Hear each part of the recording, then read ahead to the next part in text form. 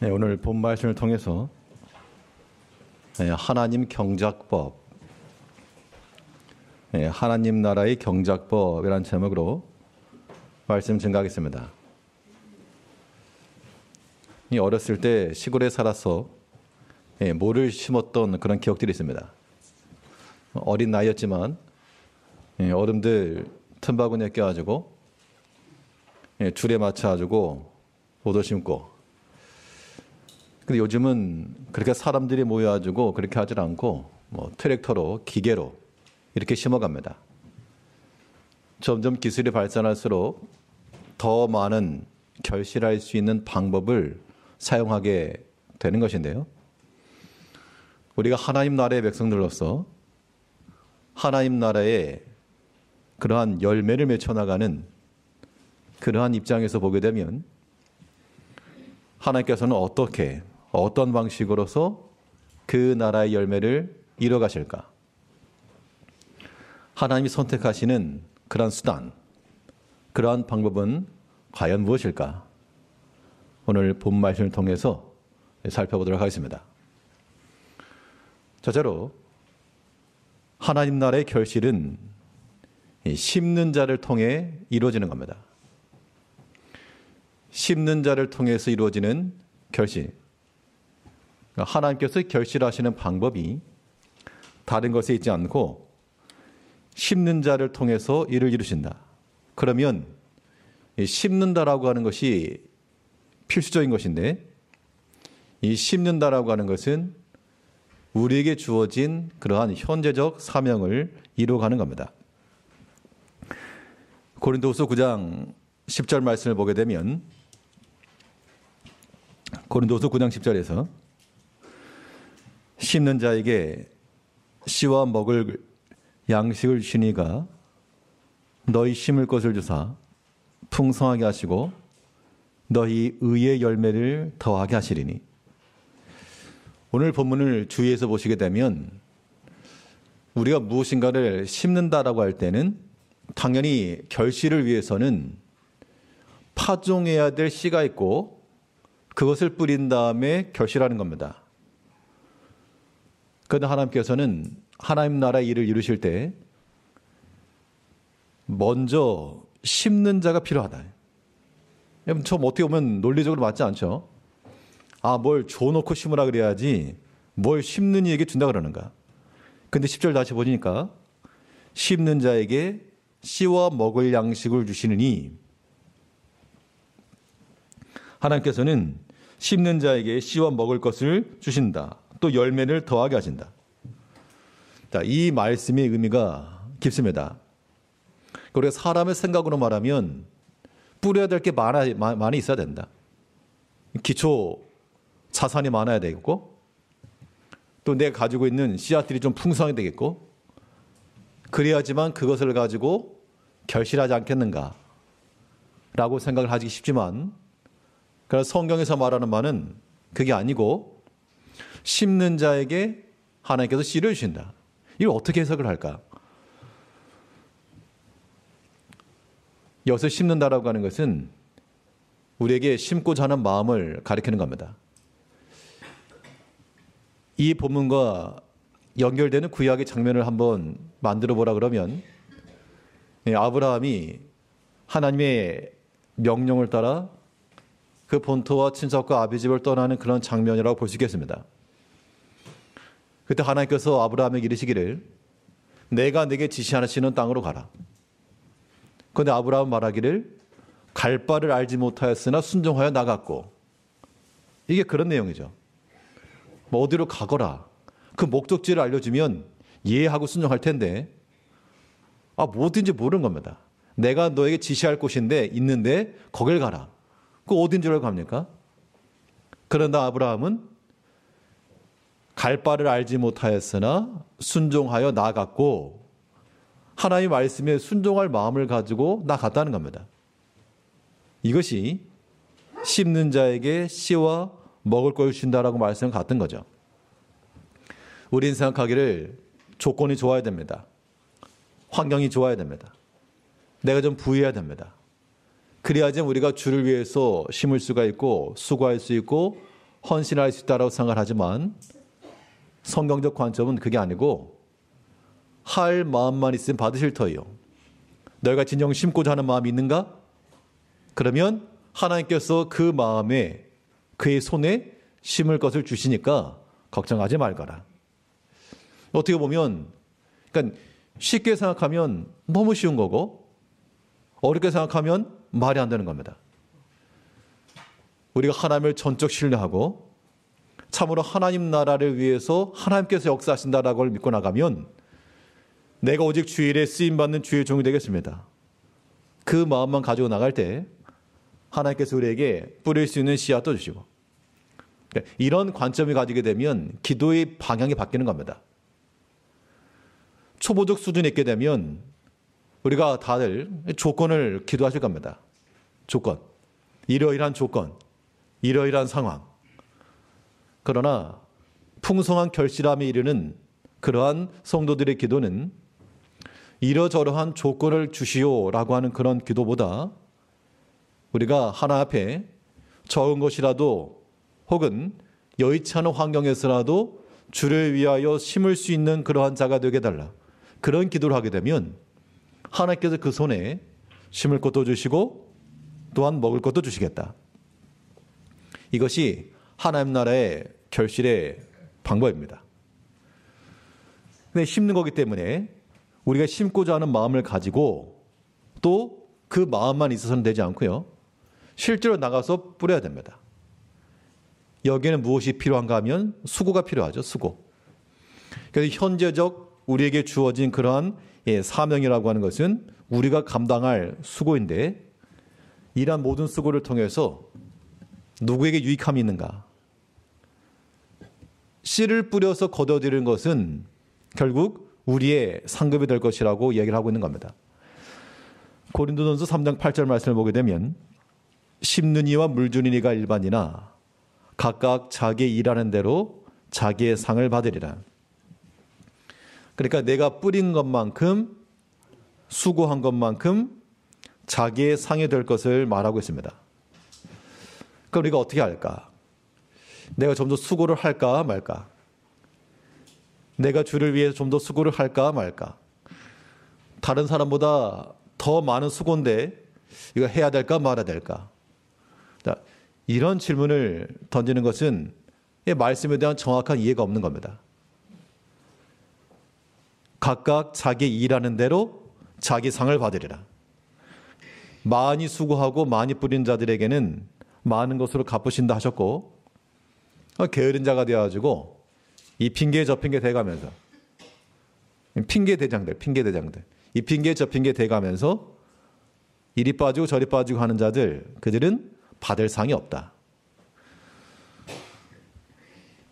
우리가 주를 위해서 수고할 수 있는 그 기간이 얼마나 남았을까? 얼마나 남았다고 생각하십니까? 내가 주를 위해서 얼마나 많은 연수 동안 수고를 할 수 있을까? 10년?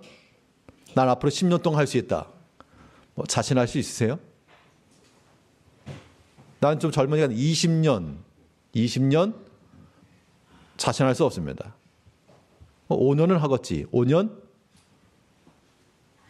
알 수 없는 일입니다. 우리가 하나님께서 우리에게 기회를 주셨을 때 우리 여전히 육체의 건강이 있을 때 조금이라도 있을 때 우리가 하나님에 가까이 있을 때 그때 심는 것과 물 주는 것에 힘을 쓰셔야 되겠다. 이런 심는다라고 하는 것은 반드시 수고가 들어가는 거예요. 그렇기 때문에 땀이 나는 것이고 또 일을 하면 잘했다고 박수치는 사람이 절반이면 또 뭐라고 하는 사람도 절반입니다.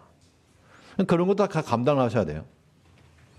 특별히 교회 일이라고 하는 것이 그래서 우리가 주를 위해서 수고를 하게 되는데 그래서 어떤 교회 사모님이 그랬답니다. 그 사모님이 이제 이 교회 일을 하게 되는데 하면 한다고 뭐라 그러고 안 하면 안 한다고 뭐라 그러니까 어차피 욕먹을 거 이왕 안 하겠다 그냥. 어차피 욕먹는 거 안 하고 욕먹자. 예, 그렇게 말씀하신 분도 계셨는데 우리가 주 안에서요. 수고를 한다고 하는 것은 나를 향한 반대의 목소리까지도 품고 가는 겁니다. 그것까지가 우리가 감당할 부분이에요. 그러니까 예를 들어서 내가 A라고 하는 일을 한다.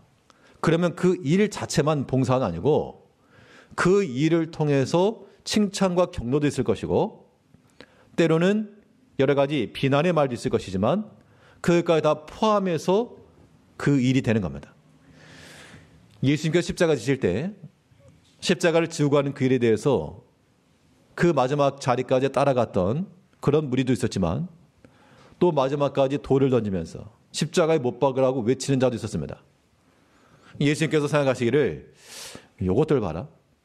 내가 지금 다 지금 내려놓고 누구 위해서 지금 와가지고 있고 일 고생하고 있는데 저런 것들 괘씸하다 하고서 그 십자가에 올라가시다가 관도하고 내려갔다 그러면 이거는 사명이 완성되지 않으셨을 겁니다.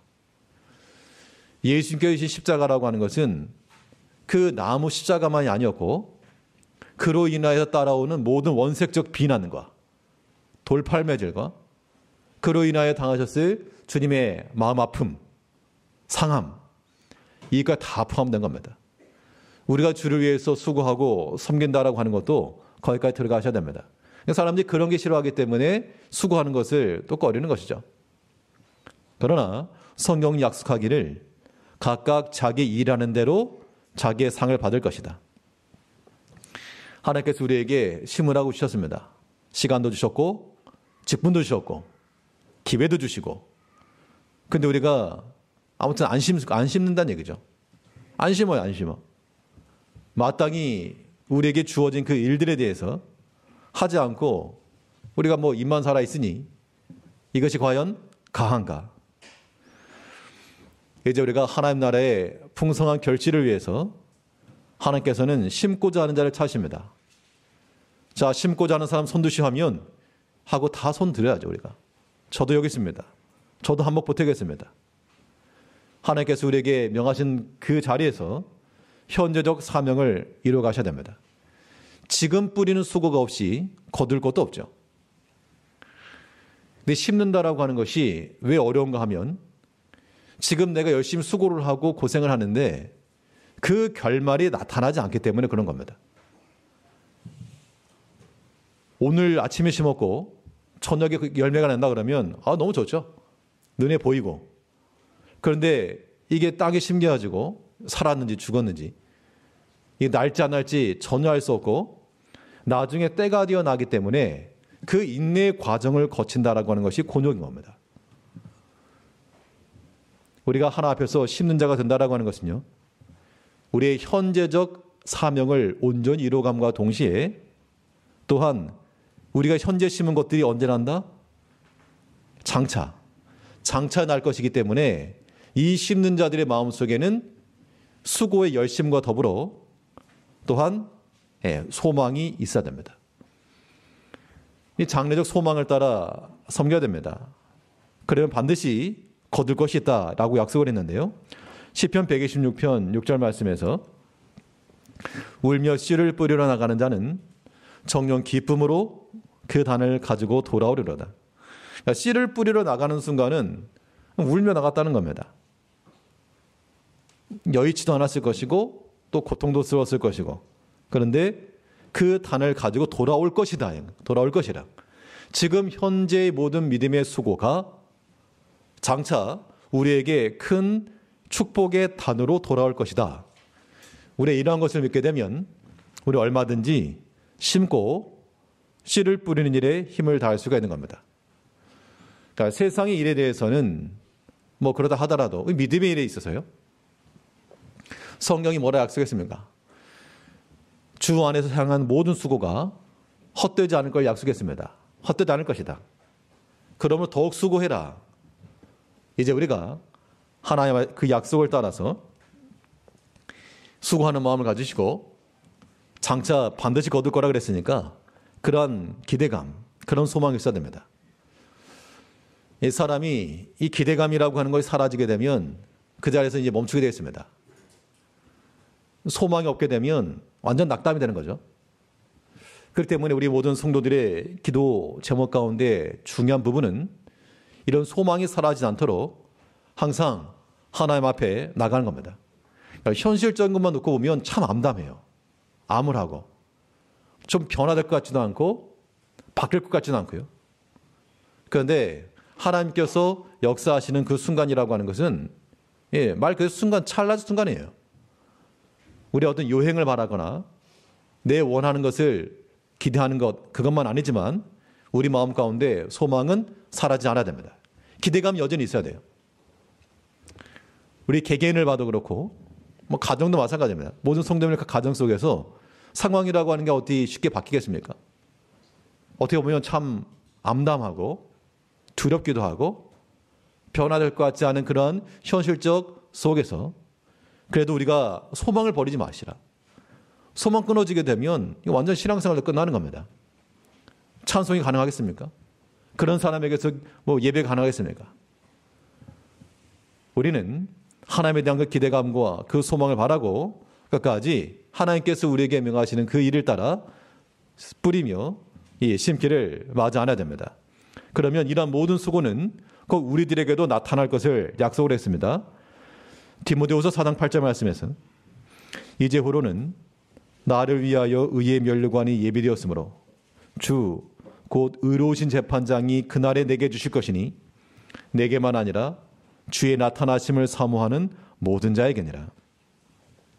그러니까 우리 향한 모든 수고가 지금 당장에 있어가지고 결말되는 게 아니고 주님이 오시는 그때에 나타날 것이다 라고 말했다는 겁니다. 그런 측면에서 우리가 인내하심을 가지고 소망을 가지고 나갈 것이요, 또 한편으로 우리가 두려운 마음을 가질 것이 지금 당장은 드러나지 않았다, 괜찮다, 좋다라고 생각하시지만 만약 그날에 드러난다 그러면 이 또한 우리에겐 두려움이 될 수 있다는 겁니다. 그러므로 주의 모든 성도들, 또 특별히 우리 직분자들은 하나님께서 우리에게 주신 바 그 섬김의 자리, 심는 자리, 그 자리를 실기하지 마시고 소망을 가지고 심으셔야 되겠습니다. 그 소망이 우리를 하여금 기도하게 만드는 것이고 그 소망이 우리를 하여금 하나 앞에 나가게 하는 겁니다. 오늘 본문에서 바울은 이 고린도 교회의 모든 성도들을 권면하면서 여기서 물론 연보에 관한 이야기를 하고 있지만요, 너희 뿌리는 모든 일들, 연보라고 하는 것이 자기에게서 나가는 것인데, 그런데 그렇게 해서 심고 뿌리면 하나님께 심을 걸 또 준다.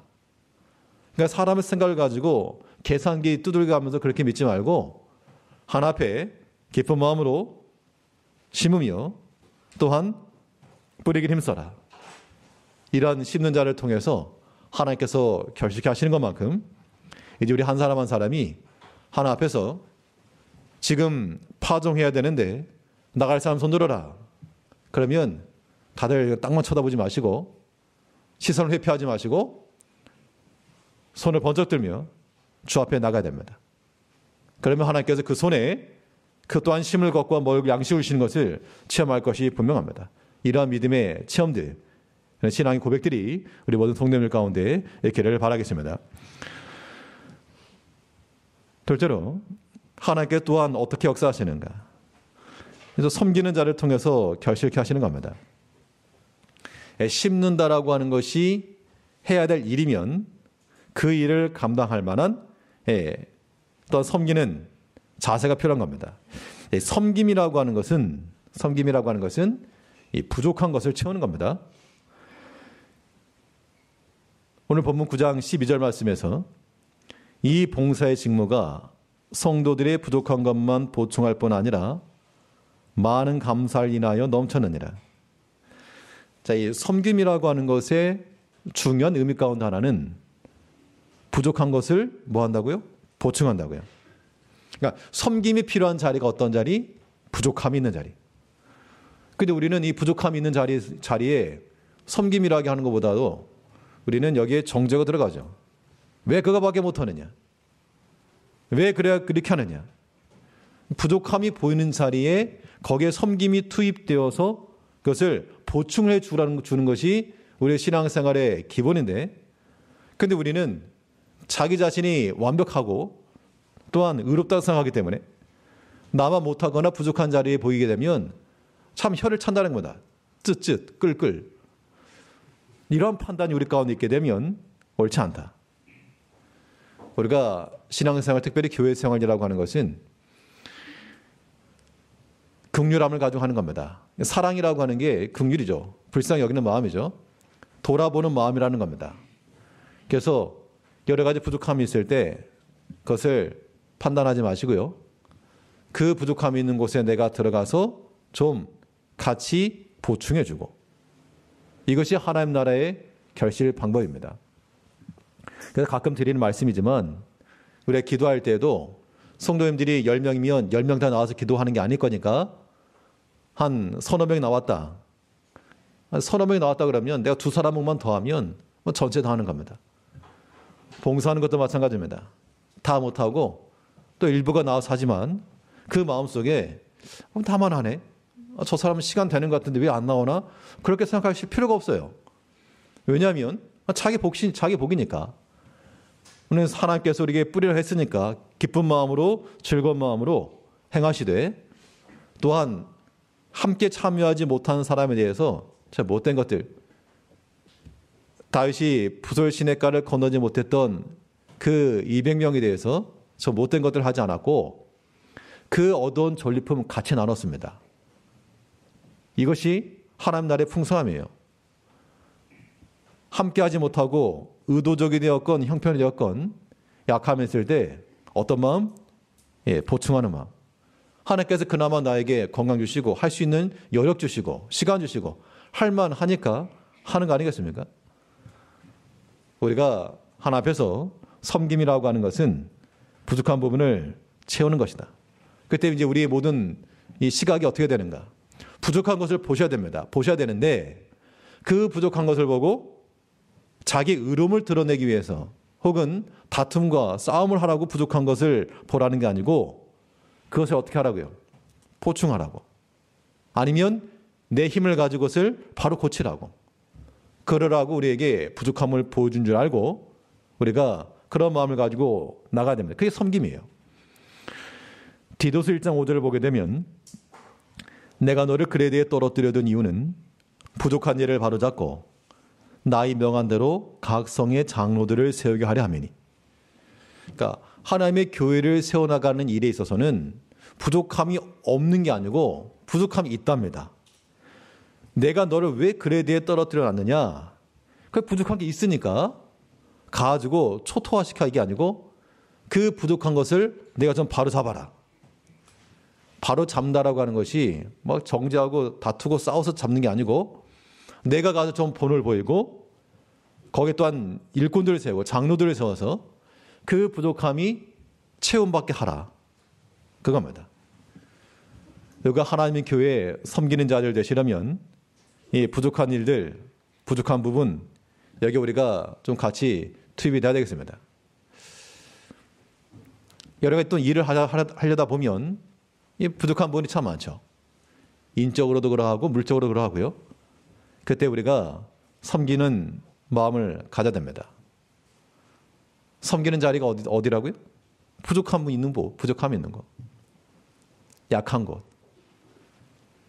그것을 보수하지 아니하면 전체 무너지는 겁니다. 그러니까 우리 신앙생활이라고 하는 것은 이 전체 이 공동체성을 생각하지 않으면 이거 교회가 세워가지고 갈 수가 없습니다. 예수님께서 자기 몸을 버려 우리를 구원하신 거죠. 하나님의 교회를 세우신 겁니다. 자기를 버려서. 우리 모든 성도님들도 그 모든 직분자들도 나를 위해서가 아니고요. 그건 신앙생활 아닙니다. 나를 위해서, 나를 위해서. 자기 유익한 대로, 자기 편한 대로. 그거 믿지 않는 세계에서 충분히 가능하죠. 교회라고는 공동체는 부족한 부분을 찾는 겁니다.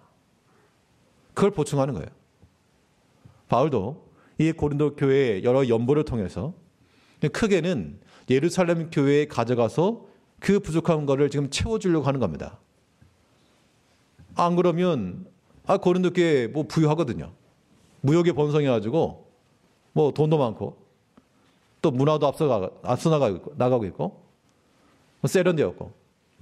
그러나 신앙생활을 그렇게 하라 말하지 않았고요. 항상 약한 자를 돌아보아라. 서로를 돌아보는 게 그렇게 중요한 겁니다. 부족한 분을 잡고 바로 잡고 그래서 교회 내에서도 눈에 좀 걸리는 게 보인다. 아, 저거 왜 약한 게 보인다. 그러면 그렇게 보이는 것도 그것도 은사인 겁니다. 은사. 보통 사람 안 보이는데 내 눈에 이렇게 보인다는 거죠. 보이면 어떻게 하라고요? 그걸 부족한 걸 바로 잡아라. 바로 잡고 고치라고 보이게 하신 것이지 저거 가지고 저 왜 저러느냐. 그렇게 판단하라고 보이신 거 아닙니다. 이제 하나님께서 우리에게 하나님 나라를 위해서 쓰임받게 하시고 또 섬기는 자로 세우신 것만큼 그 섬김을 통하여 모든 부족한 부분을 잘 채워나가는 우리가 돼야 되겠습니다. 근데 섬김이라고 하는 말 속에는 이 종이라고 하는 그런 관점도 들어있는 겁니다. 주인이 섬기는 게 아니고 종이 섬기는 거죠. 결국 우리가 하나님의 백성으로서 그 나라에 섬기는 자가 된다는 것은 그러한 종의 마음을 가지고 하는 겁니다. 그러면 이 종의 마음이라고 하는 건 어떤 마음일까? 주인이 어떤 일을 시켰습니다. 그러면 그 시킨 일에 대해서 어떻게 해야 되겠죠? 내가 교회 청소를 하려고 그랬는데 교회 하지 말고 방을 합시다. 방. 집에서 부모님들이 아이들에게 방 지저분하니까 좀 청소 좀 하거라 시켰다는 거예요. 근데 아이가 엄마가 말하기 전에 좀 청소 좀 해야지라고 생각하고 있었는데 청소 좀 해 라고 말하면 보통은 착한 아이들은 이해하겠지만 그렇지 못한 아이들은 안 해. 하려고 그랬는데 기분 나빠서 안 해. 그런 반응이 나올 수가 있어요. 이런 철없는 아이들이 꼭 우리들의 모습과 같아가지고 교회에서 마찬가지입니다. 우리가 주를 위해서 수고하는 일에 있어서도 사실 스스로 알아서 하면 참 좋죠. 그런데 스스로 알아서 하는 경우는 없고 보통 다 그렇지 않은 경우가 있으니까요. 때로는 어떠한 이 권면을 통해서 주어질 때 그때 하나님의 뜻인 줄 알고 예에 순종하면 참 복된 것이고 속으로 뭐래? 뭐야? 이렇게 기분이 나쁘다. 그래서 하나님의 교회를 하려고 하면 기분 나빴다. 그러면 일단 꽝. 하나님 섬기려고 하면 기분 나쁘다. 그게 왜 틀렸는가 하면 주를 위해서 일하는 건데 왜 네 기분이 나쁘냐? 기분 나쁘다 하나님이 나쁘면 하나님이 나빠야지 왜 네 기분이 나쁘냐? 네가 주인이냐? 그 말인즉슨 종의 자리가 아니다. 그런 얘기죠. 우리가 종으로서 주의를 한다는 것은 어차피 할 일, 어차피 해야 될 일을 시킨 겁니다. 주인이 종에게 뭘 시켰으면 그 종은 당연히 할 일이죠. 그럼 어차피 할 일이면 어떤 마음으로 해야 됩니까? 속에서 막 화가 나가지고 막 그렇게 하는 게 아니고 어차피 할 것이면 좋은 마음으로. 우리가 주를 위해 섬긴다 할 때도 억지로 막 마른 수건 짜내듯이가 아니고요.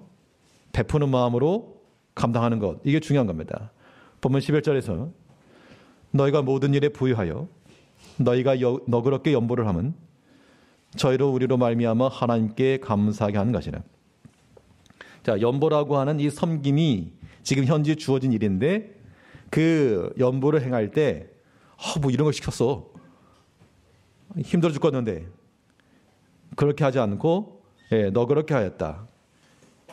너그럽게 했다라고 하는 것은 좋은 마음으로 베푸는 마음으로 행하였다 그 얘기입니다. 우리가 하나님의 교회에 있어서 섬기는 자로서 주를 위해 수고할 때 좋은 마음 가지시고 하시기 바랍니다. 좋은 마음. 어차피 할 거 막 인상 쓰면서 하지 마시고요. 어차피 할 거 즐거운 마음으로. 어차피 봉사할 거 감사하는 마음을 좀 하시고 좀 베푸는 마음을 하시고요. 너그럽게 너그럽겠다라고 하는 거 넘치게 하다 여유 있게. 가진 게 많았기 때문에 너그러운 게 아니고 그 마음을 그렇게 썼기 때문에 너그러운 연보가 된 겁니다. 하나님 나라의 모든 결실은 이러한 섬김을 통해서 이루어지는 겁니다. 부유한 사람이 아닌 섬김이 아니라 섬기고자 하는 마음을 가진 자의 작은 섬김이에요. 오병이어 사건을 보십시오. 한 어린아이가 가진 작은 것을 통해서 큰 역사가 일어난 겁니다. 아마 그 당시 다른 사람들 없었을까요? 어린아이가 챙겨왔다는 얘기를 자기가 도시락 쌌겠습니까? 어떻게 보면 다른 사람들도 충분히 자기가 먹을 양식을 가질 수 있죠. 그 수많은 사람들 중에 그 어린 아이만 있었겠지만 생각을 해보게 되면 상식적으로 어린아이들도 가져왔다 그러면 어른들이 그만 생각 못했을까? 분명히 자기 것이 있었을 수 있지만, 그래서 어떤 사람은 오병이어 기적을 폄하하면서 사실은 자기 도시락 꺼내 먹었다, 뭐 그렇게 말하기도 하는데요. 그런 측면에서 말씀드리는 게 아니라 자기 것이 있었던 사람이 있었겠지만 꺼내지 않았던 사람은 그 일에 쓰임받지 못했고, 그걸 베푸는 마음, 좋은 마음으로 내어드렸던 그 어린아이 것을 통해서 하나님이 역사하신 겁니다. 이제 우리가 하나님 앞에서 우리 모든 섬기는 마음을 가지고, 섬김의 자리는 어떤 자리? 부족함 있는 자리, 약한 자리, 약한 고리. 그 약한 고리 하나 더 들어가서 우리가 함께 힘을 모으고, 거기서 넘치는 마음을 가지고 좋은 마음으로 베품을 통하여 필요한 것을 채워나가는 우리가 되어야 되겠습니다. 또 하나님 나라를 결식하는 마음이 무엇인가? 하나님께서는 감사하는 자를 통하여서 결식하신 하셨습니다. 하나님 나라의 넘치는 결실이 감사하는 자들을 통해서 이루어진다.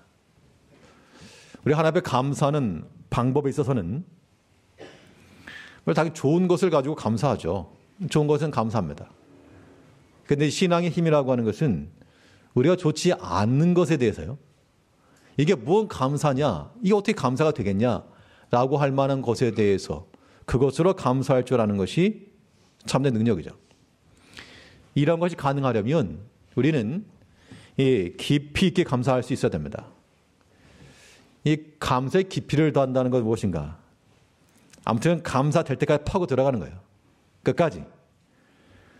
우리 본문 9장 15절을 보게 되면 말할 수 없는 그의 은사를 인하여 하나님께 감사하노라.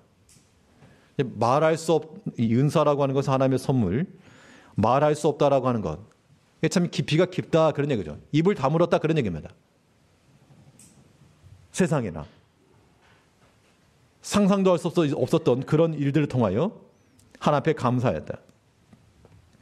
이 깊은 감사가 되려면 어떻게 해야 될까? 이 깊은 감사라고 하는 것에는 특징이 하나 있는데요. 여기에는 이 감사의 마음의 변화가 일어나는 겁니다. 무슨 뜻인가 하면 분명 이것은 좋지 않은 겁니다. 좋지 않은 것인데 계속 파고 들어가는 거야. 아무튼 안반 나올 때까지 파고 들어가는 것처럼 하나님 앞에 감사가 될 때까지 깊게 생각해 보니 이게 그래도 하나님 은혜였구나. 그 마음이 들 때까지, 그럼 그때가 변화가 되는 시점이죠.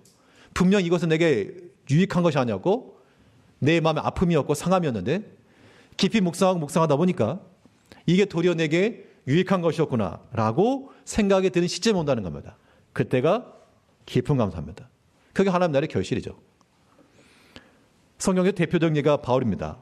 바울이 말하기를 내가 여러 가지 어려움이 있었다. 특히 복음 전도에 있어서 육체의 가시와도 같은 그런 게 있었는데 이걸 낫기 위해 내가 특별히 3번 기도했다. 여러분들 여러 가지 어려움 다 아시죠? 어려움들 있으시잖아요. 없어요? 있으시잖아요. 그게 좀 어떻게 해결됐으면 좋으시겠잖아요. 그런데 뭐 특별 기도 한번 해보셨습니까? 안 하시죠? 안 하시죠? 그러니까 마음속으로는 고민이고 고통이고 아픔이고 그러는데 바울은 바울 같은 사람도 내일 위해 특별히 3번이나 기도했다. 특별한 그 기간 시점을 기도했다. 그런데 우리는 뭐 믿음이 있노라고 뭐 어쩌네 하면서도 우리 가운데 여러 가지 어려움과 근심과 아픔이 있어도 뭐 특별 기도 뭐 이런 거 없어요? 뭐 하신 분도 없지 않겠습니다만, 그러나 그런 기도를 통해서 그가 원했던 것을 얻는 게 아니라 일이 어떻게 해결되었는가 하면 가만 기도해 보니까 하나님이 내 기도 안 들어줬습니다. 그 기도 안 들어줬는데 그런데 어떤 마음이 들었는가 하면 이게 하나님이 나를 사랑하신 증거구나고 하는 것이 깨달아졌기 때문에 내 능력이 약한 데서 온전해진다. 그래? 그럼 나는 도리어 약한 걸 자랑하겠다. 고린도후서 12장 9절 말씀에서요. 이러므로 도리어 크게 기뻐함으로 나의 여러 약한 것들에 대하여 자랑하리니. 그러니까 하나님 앞에 정말 간절히 구해서 이 문제가 해결되길 바랬고 이것이 떠나가길 바랬고 그건 특별히 3번이나 바울이 3번이나 특별히 기도했다 그러면 이거 엄청난 겁니다. 특별히 3번이나 기도했는데 안 됐지만 그때 하나님 없다라고 말한 게 아니라 도리어 내가 크게 기뻐했다. 하나님의 능력이 나 약한 데서 온전해진다. 하나님이 말씀하시기를 내 은혜가 내게 족하다 그러셨다. 이게 하나님 뜻이구나. 그것을 찾고 나니까 그 전에는 감사한 것이 아니었고 없어지길 바랬던 그 기도의 제목이 도리어 감사의 제목으로 지금 바뀐 겁니다. 그 깊이 있게 감사하는 겁니다. 이 참으로 말하기는 쉬워도 실제 우리 삶 가운데서 이런 감사하는 게 결코 쉽지는 않습니다. 우리 개개인적으로, 가정적으로나 개인적으로, 교회적으로도요. 우리 여러 가지 약함이 있습니다. 아픔도 있고요. 하나님께서 이것을 해결해달라 우리가 정말 간절함을 따라 기도할 때 있을 겁니다. 그런데 그런 기도를 한다고 해서 되는가? 안 될 수 있죠. 그럴 때 뭐 하나님이 살아계시나 하간디 그게 아니고 좀 더 깊이 생각을 해보니까 이제 우리는 여기서 하나님 앞에 감사를 찾는 거죠. 그래도 하나님께서 생명 주시고 하나님 알게 하시고 또 믿음 주시고 우리에게 하나님 섬길 수 있는 기회 주시고 그런 것도 우리 마음 가운데 깨달아질 때까지 깊이 내려가셔야 됩니다. 감사가 안 된다? 아직 덜 내려가서 그래요. 더 내려, 더. 땅을 파고 내려가서 높은 건물을 지을 때요. 높은 건물일수록 더 단단한 안반층에 팔을 박는 겁니다. 깊이 내려갈수록. 언제까지 파 들어갈 것인가? 아마 나올 때까지 나올 때까지. 견고한 반석이 나올 때까지. 하나 앞에 감사가 될 때까지 그때까지 우리 더욱더 더 낮아셔야 되고요. 더 깊이 묵상하셔야 됩니다. 그러면 뭐 할 게 없다? 버릴 게 없다. 지금 당장 내 마음 가운데 가장 큰 염려와 근심과 고민거리가 지금 그것만 생각하면 잠도 안 오고 식은땀 나고 밥맛도 없고 그러시겠지만 그러나 그걸 돌이켜서 그것까지라도 하나 앞에 감사함이 이르는 그런 마음이 있어야 됩니다. 그러한 감사를 통해서 하나님 나라의 결실이 이루어지는 것이죠. 이런 깊은 감사 더불어서 어떤 감사를 깊게 못하겠으면 얇게라도 넓게라도 하시면 넓게. 양으로 순번은 양으로. 본문 12절 말씀에서는 이 봉사의 직무가 성도들의 부족한 것만 보충할 뿐 아니라 사람들의 하나님께 드리는 많은 감사를 인하여 넘쳤느니라. 말할 수 없는 그의 은혜를 감사한다. 입을 막는 놀라움에 감사할 수도 있고 말할 수 없다? 셀 수 없는 많은 감사를 인하여 넘쳤다. 그러니까 바구니 속에다가 이것저것 다 집어넣으면 됩니다. 이것저것 다. 감사한다고 하면 돼요. 감사. 신앙의 깊이라고 하는 것, 또 신앙의 연조라고 하는 것은 우리의 믿어온 그 횟수에 있지 않고요. 하나 앞에 감사한 정도에 따라 달랐다라고도 볼 수 있겠습니다. 이제 우리가 하나님 나라에 결실하는 그런 심정을 가지고 낯을 들어가지고 별을 베 창고에 들이듯이 하나님께서 우리에게 주신 모든 것들, 우리 자녀들이며 가정이며 교회이며 모든 믿음의 형제들이며 다 하나님의 그 감사의 바구니 집어넣고 이 또한 하나님 앞에 드려지는 그러한 재물이 되도록 많은 것을 감사하고 모든 것에 감사할 수 있는 성도님들 되시길 바라겠습니다. 기도하겠습니다.